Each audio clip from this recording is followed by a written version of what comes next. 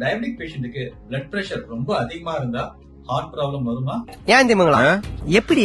அதான் முதல்ல நானும் யோசிக்கிறேன், ஆனா எதுவும் வரமாட்டேன். பொதுவாவே டயபெட்டிஸும் பிளட் பிரஷரும் தனித்தனியாவே ஹார்ட் ப்ராப்ளம் கொண்டு வரும். அது கூட ரெண்டு ஒன்னா சேர்ந்தா அதோட பாதிப்பு ரொம்ப அதிகமாவே இருக்கும். வணக்கம், டாக்டர் ரஞ்சித் பிரதாப். சரி, டயபெட்டிஸ் எப்படி ஹார்ட் ப்ராப்ளத்தை உருவாக்குதுன்னு பார்க்கலாம். சக்கரை அளவு ரொம்ப அதிகமா இருந்தா ரத்த குழாய்கள் உள்பகுதி எல்லாமே பாதிப்படைஞ்சிரும்.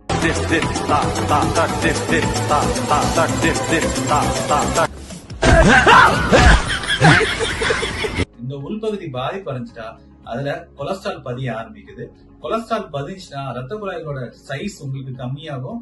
அதனால ரத்த ஓட்டம் சீரா போகாது. இந்த ப்ராசஸ் ரொம்ப அதிகமா ஆயிடுச்சுன்னா உங்களுக்கு ஹார்ட் அட்டாக்கோ இல்லைன்னா ஹார்ட் ஃபெயிலியர் வர வாய்ப்புகள் இருக்கு. சரி, எப்படி பிளட் பிரஷர் உங்களுக்கு ஹார்ட்டை பாதிக்குதுன்னு பார்க்கலாம். பிளட் பிரஷர் ரொம்ப அதிகமா இருந்துச்சுன்னா உங்களுக்கு இருதயத்துக்கான அழுத்தம் ரொம்ப அதிகமா இருக்கும். ஸோ இருதயம் என்ன பண்ணுனா 2-3 மடங்கு உங்களுக்கு ரொம்ப வேலை செய்ய ஆரம்பிக்கும்.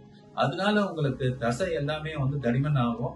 அதனால அழுத்தங்கள் அதிகமாகிறதுனால ரத்த குழாய்கள் ரொம்ப சுருங்கும். அதனால உங்களுக்கு ரத்தம் கம்மியா போகும். இதே போல உங்களுக்கு ஹார்ட் ப்ராப்ளமோ இல்லைன்னா ஹார்ட் ஃபெயிலியர் வர வாய்ப்புகள் ரொம்ப அதிகமா இருக்கு. சரி, இந்த டயபெட்டிஸும் பிளட் பிரஷர் ரெண்டும் ஒன்னா சேர்ந்துட்டு அது ரொம்ப அன்கண்ட்ரோல் இருந்துச்சுன்னா உங்களுக்கு ஹார்ட் அட்டாக்கும் ஸ்ட்ரோக்கும் வர வாய்ப்புகள் ரொம்ப ரொம்ப அதிகமா இருக்கு. தயவு செஞ்சு உங்களுக்கு சுகர் லெவல், பிளட் பிரஷர் உங்க வயசுக்கு ஏத்த மாதிரி, உங்க கோமாபிலிட்டிஸ்க்கு ஏத்த மாதிரி உங்களுக்கு கண்ட்ரோலா மெயின்டைன் பண்ணுங்க. ஹார்ட் ப்ராப்ளம் வராம தப்பிச்சுக்கோங்க. இதே போல ஹெல்த் ரிலேட்டடா ஏதாவது டவுட்ஸ் இருந்ததுன்னா கமெண்ட் பாக்ஸ்ல மெசேஜ் போடுங்க.